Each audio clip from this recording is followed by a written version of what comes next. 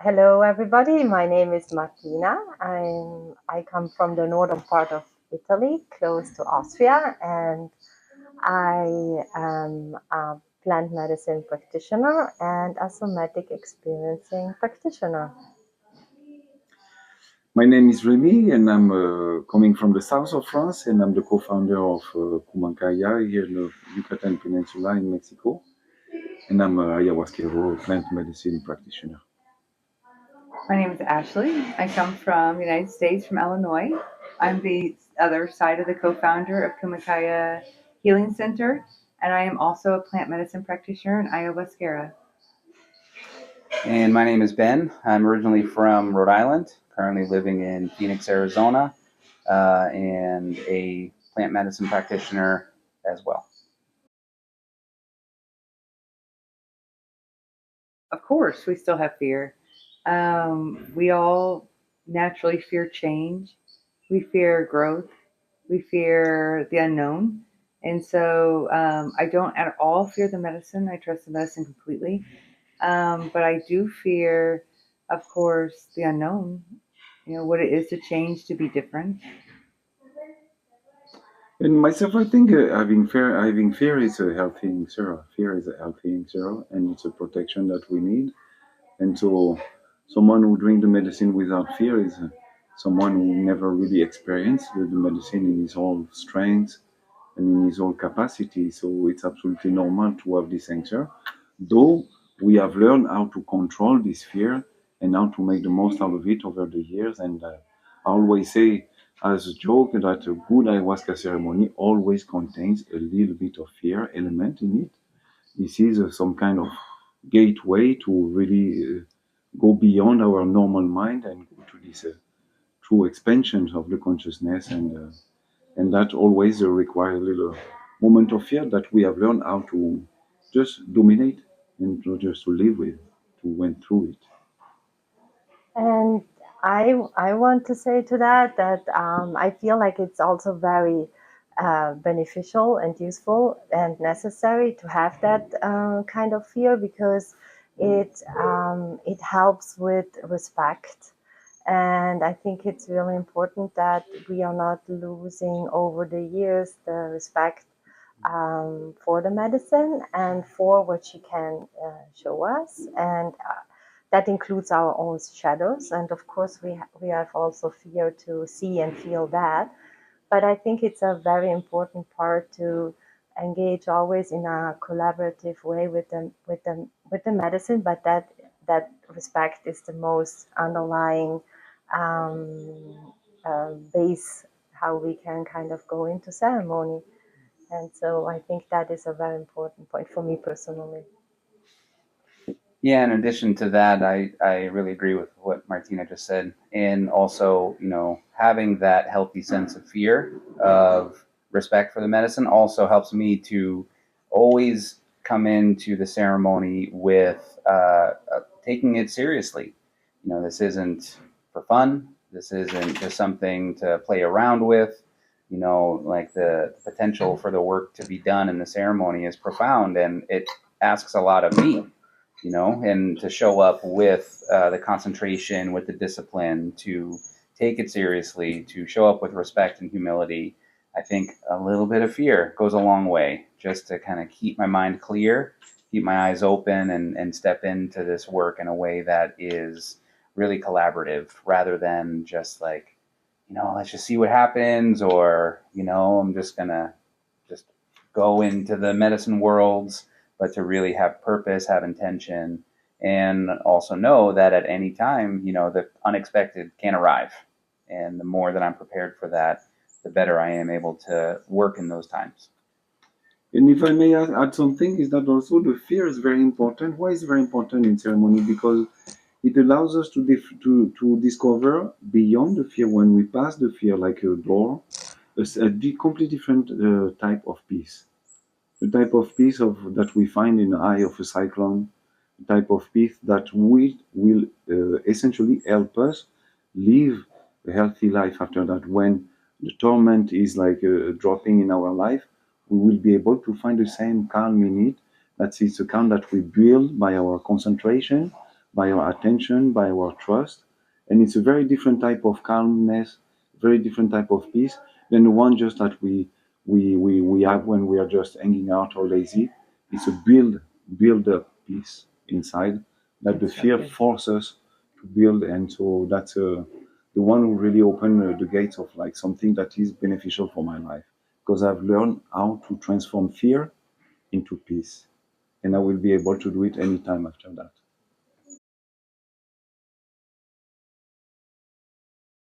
No, I think we're going to die healed. That's the goal, to die healed.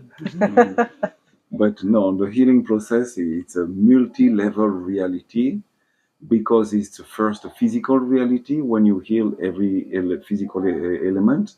And as we grow old, we discover other elements. So the healing is I would say, almost tangent to life, because we always need to heal, and on a physical level. On the psychological level, you can reach after a few years a certain state of inner calm, inner peace, where you are at peace with yourself. And so, if we can qualify it as healing, yes, a certain form of healing in a psychological level can appear. But after that, we have also the spiritual level, and there's a lot to be healed there: the disconnection, the lack of trust with our own consciousness, with the universe, with God. And all of that requires sometimes a lifetime of work that the medicine is just here to help us along. I would say that we do what we do because not because we're healed, but because we've healed enough that our pain and our suffering is not greater than those of others, or it's not greater than that of others. And I think that's why we can do what we do. We can share what we know, what we've learned along the path, is we're advanced enough in the healing that no longer is our suffering precedent. No longer is our suffering greater than that of others. And so I think that's how we can do what we do. But I also thoroughly believe that this is what this life is for. It's a process of healing. This is why we're here, to heal, as Remi said, our connection to ourself, our connection to others, our connection to the mystery, to the divine. And that is a lifelong journey, a lifelong process. And I would say, part if there is anything that has changed over the years of doing this, it's not that I am any more complete or healed. It's that like Ashley's saying, the awareness of myself is greater than it was before. The tools I have to help myself are more refined, and the understanding, having the experience of going through a healing process of a particular thought pattern or program or a trauma, and coming out the other side and seeing that there is so much wisdom and learning to be found through the healing. If anything, it has opened up more opportunities to go in and look at the parts of myself that are asking for healing, and to bring those tools, brings those resources in, and to continually understand that, where I was when I started this, I'm a different person now, and I will be a different person in the years ahead. But having the opportunity to explore that, having the tools to explore that and work with that, it has transformed like what it means to heal, and that it truly is, as long as my life is going, there will be things to look at, and thank God. Yeah, for me, it's totally similar, because I feel like life always happens. Like I said, it happens always forward. And so there is for me that opportunity to always like expand my capacity to cope with life and to cope with what life throws at me. And then seeing that now, that I could do that in the last years for myself, gives me also a lot of inspiration and motivation to facilitate that for others. So I think that is also a big point, like for me personally, knowing what better life quality is possible to live when you're more present within your body, with your heart, with your mind, and more centered, and how that affects your just small daily life. That gives me like so much like hope for other people all the time when they are coming and having pain. And the most important thing in my like what I feel like what it is nowadays is actually how do we deal with pain, and sometimes we need help to know how to process, how to elaborate it, how to move on from it. And there's nothing, I think, like more beautiful when we can support each other in that. And when there is also a spiritual healing with that in connection, because I feel like when we are um, in our better higher vibration, we impact so much our surroundings without even like intentionally always like going out there and saying like, oh, I did this, I did that. So I feel I always think that there's so much possibility in it, and I'm really fascinated by the idea of growing. And I think growth can always be possible, and that is one thing that is really for me important to access, because that also gives a lot of freedom and a lot of liberation. If you kind of really feel like, oh wow, I can actually have this opportunity, and it gives also agency back and accountability of like how we how we how I walk in this life and how I am in connection with myself and others. I remember last season, Ben said something to a guest of ours when they were explaining their healing intention. He said, "I can sing that song," and that really stuck with me. That one of the things is on this path of healing, we know how to sing that song because we've been through it ourselves. We know what it feels like. We know how it hurts, and how it affects the mind and your life. And so, I think that allows us, because we're on the healing journey, it allows us to become better healers. Yeah. The calling is there's many different type of calling. There's the traditional type, family line, lineage. We do that. We receive the gifts from our ancestors, and we keep prolonging this tradition like that, and this gift, this energy, medicinal energy that is transmitted in the family. That's the traditional way. There is also the necessity. Some accident, I've been forced to heal some part of myself after a trauma, after an accident. And from there, I discovered the capacity that I can help others. And there is also the desire, because it's something that we have the desire to help people. And so we learn all the techniques, we do the diet, we learn everything that we need to do to be able to help people. Concerning me, what was that? It was necessity. I was fascinated by those practice, by those techniques, by the medicine, by dieting plans, by the knowledge I was gaining from it. And one day I've been asked to start singing for people, and from there it was the will of the people asking me to. So it was out of necessity. It has never been by family tradition or by personal desire, but it was as answering to a necessity. I would say that my experience of it was one of many, many tiny steps and a few big, giant leaps. Um, Through the course of my early years with this medicine and this tradition, it was primarily survival. Just, nothing else I'd found up to this point could even scratch the surface to the kind of healing that I needed to just live my life. And coming across this practice and this tradition was the first time I really touched into something that brought a sense of wholeness and healing that I'd been looking for my whole life. And it was a very kind of personal exchange with the medicine. Started sitting in ceremonies and then started to do some diets and then spend time in the jungle. And it was all very incremental steps. And then, in experiences where kind of what Remi's saying, where it's just something, it was a calling from, help from the community or the necessity to offer some support, maybe even not through an Ikaro, but to simply share some of my experience and some of the things I've learned to someone who was also kind of in their own path of healing. And having that opportunity to take a step back from my own experience and take a bit of a broader look kind of at the long arc of my own journey and seeing like, wow, things have kind of orchestrated themselves in a very organic way into this place where I have some tools, I have some resources, I have some capacity that might be able to be of help and service to someone else. And as I started to take some small steps in that direction, was seeing that this is a whole other level of my own inner exploration, my own healing that is coming through in helping someone else.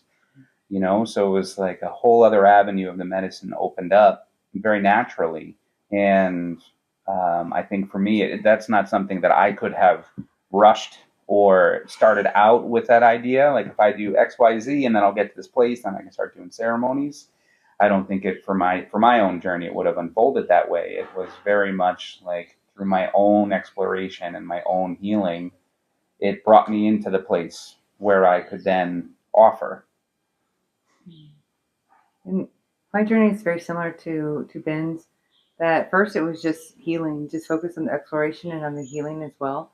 And then at some point there was a necessity at Kumankaya that Remi had someone also help him in ceremonies, kind of split the singing, the load, the energetic load, the guest load in ceremony. And so once I completed my year diet and got deeper into the healing, it was time for me to also start helping others, helping Remi, helping the guests. Yeah, I had resistance.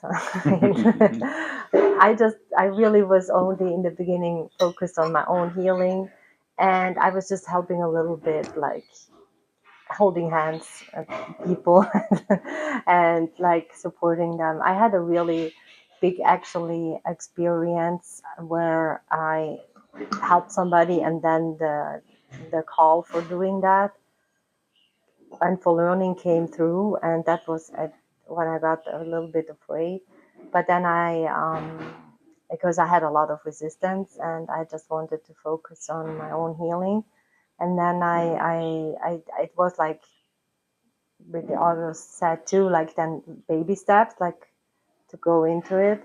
But then I had another situation where a moment where I had a calling that I really have to commit to the plans, because somehow I don't, I feel like it's important not to be or ahead of the medicine or behind of the medicine. And so, and I felt there was something still missing in my journey, which was a full commitment from my heart to the plants.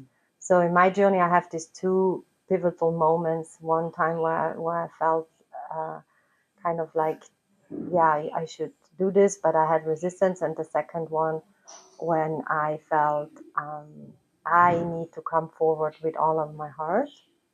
And that actually changed a lot for me, because then I really, really committed fully to the plans in whatever that means, not only with helping other people, but also for myself. And that means also to take care of the knowledge that I get gifted from the plants, the healing that I get gifted from the plants, and to respect that and to take care of it. And I feel like that really opened up for me a more path, of like being able to support people in the ceremony with the songs. And also along that way there have been many self-doubts and many many moments where it was not easy, and actually with myself. And so but the thing that always stayed consistent are the plants. They were always consistently there. So if I was moving and if I was doubting, one thing was consistency there, that was the plants.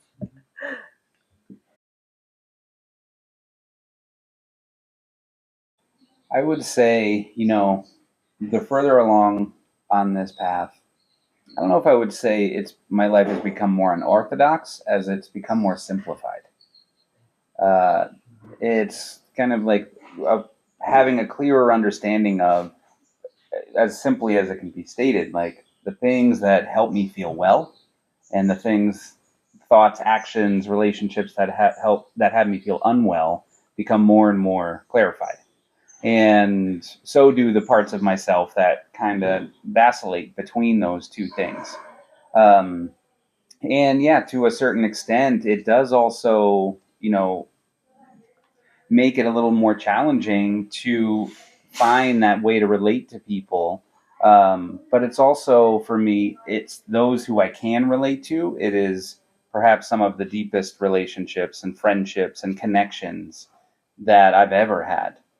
So while the population may be small for myself in terms of like the people who I can truly relate to after having done this work for this many years, the depth and the true connection and friendship and camaraderie and understanding that's available in those relationships you know is beyond description. And having opportunity to spend time with these people who I truly feel that see me and understand and I can relate to it. The reciprocity that comes from that is all I need.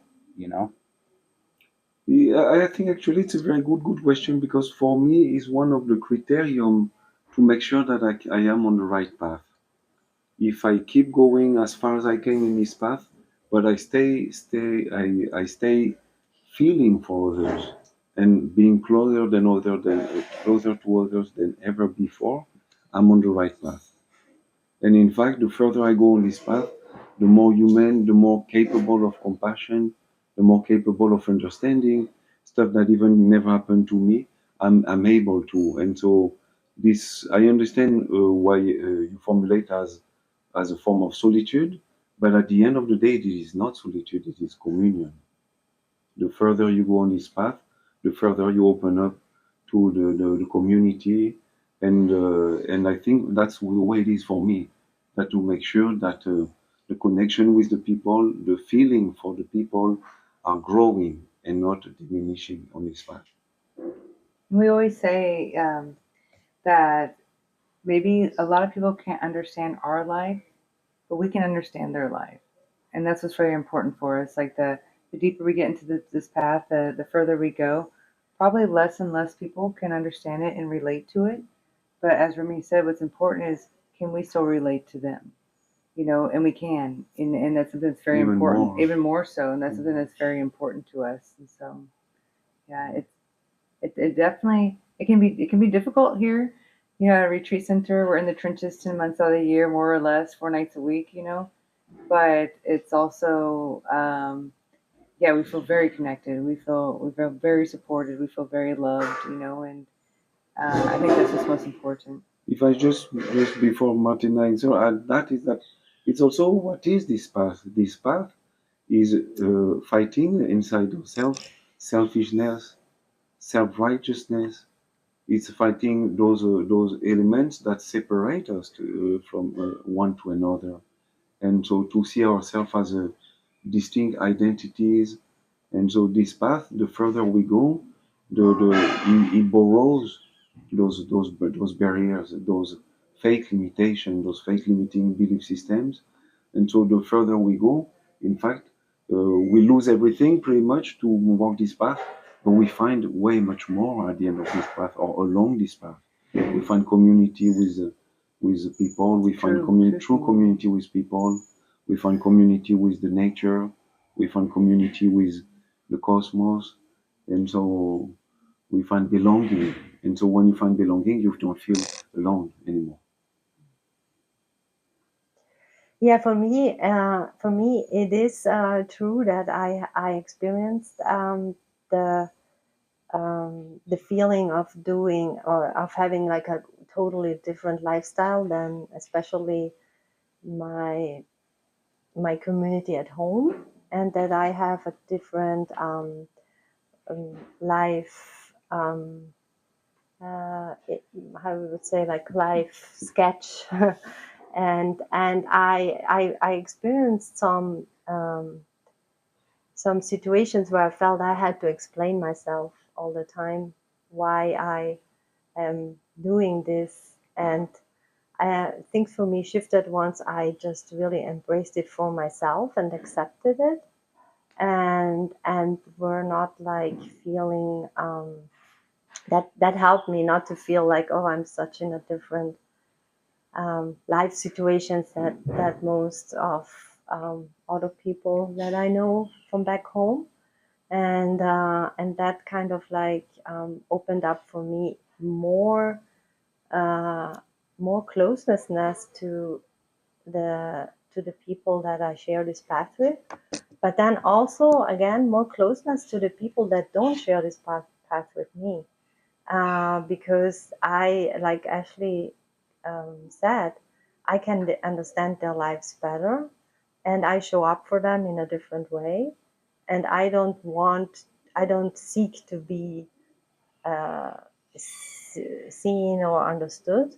And so it just like happened that many situations kind of got kind of healed on its own, and everything kind of like fortifies us more as a yeah, as a bone. It feels almost like, because I feel it's in this state of life and in this state of like maybe being in the medicine, one of my greatest gifts that I can see, that I can say now, I have so many people that are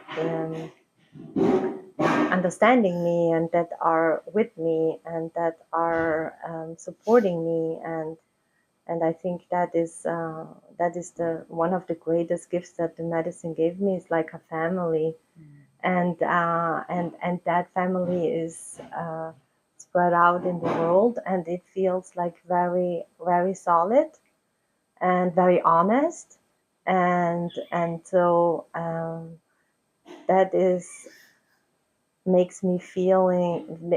I had always a sense of lack of belonging, and that actually healed my sense of belonging, as Rami said, and that belonging, I belong to the medicine, the medicine belongs to me, and I belong to this community, and it feels like very a whole, and so that's one of the greatest gifts. So I feel like it's not separate, and that's one of the most important things. Like, you cannot like say like my life is this. It's not a compartmentalization. And I think like trauma, what does trauma? It helps it trauma um, supports compartmentalization because it's easier to kind of deal with things. So as we get healed, or as I got healed, I realized no, I don't. It's not a separation um, from anything. Like the medicine is integrated in my life and in my work, and it's present everywhere. And I don't have like these moments where I say like, oh, now I do like just life stuff, and now I just do like medicine. And that is a thing that many people at first struggle, where we kind of find the balance that it weaves into your life. And so therefore I see it more like a fabric that gets more and more solid with practice and with more experiences, that we really notice there's no separation. Like the medicine is life, and so to have that in all the things coming through that I do, it's very important. And especially when you like, when we work and we are simultaneously on a path of healing. That was what I was always then feeling for myself. I don't have to separate that. I don't have to like feel like, oh, I cannot I cannot support anybody. Actually, it actually feels like the more I can just address something that is happening with me, the better I can show up with for somebody else. And so I feel it's a very much a reciprocity um, process. Yeah, and I totally agree. I think that is the perspective of that. Life is the ceremony, and ceremony is the experience of life. Sometimes very intensely experienced, but it's something that I kind of say as a parting gift in ceremonies that I'm holding, or for myself finishing a diet. Like when I finish the ceremony, that's when the ceremony really begins. When I complete that diet, that's when the diet really starts. And I think, in keeping with what we were talking about earlier, and in terms of having that sense of respect and humility with the medicine, the way that I have found that ceremony and life weave together is when I hold that sense of sacredness and that sense of responsibility and accountability to myself to take what it is that the ceremony, the diets, the medicine are showing me and teaching me and healing within me, and apply it to my life, and not to just kind of keep it as something that happened over there, or go to the medicine, go to the ceremony to go and try to find something outside of myself, but instead to truly find a way to bring in the experience of the ceremony into my life and not have them be separated. And part of that is to hold myself accountable.